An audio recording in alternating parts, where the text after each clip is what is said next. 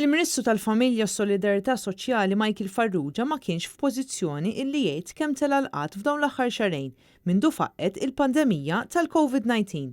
Fil-fatt meta mistoqsi minn Net News huwa farfar milli jagħti tweġiba. Jekk nitkellmu fuq numru assolut kif qal tajjeb Mark hija xi ħaġa li qed jista' jġib minn Jobs Plus. Ftit tal-ġimgħat ilu l-istess Ministru kien qalilna li f'xahar 800 persuna kienu diġà tilfu l-impjeg tagħhom u ftit wara ħarġet iċ-ċifra ta' aktar minn 1300 li kienu applikaw għal benefiċċju tal-qatt.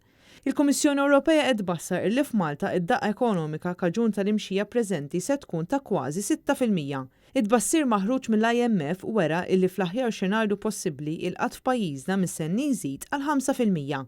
Min-naħa l-oħra il-Fond Monetarju Internazzjonali qed ibassar li din is-sena l-ekonomija ta' Malta mistennija tonqos b'madwar 3%.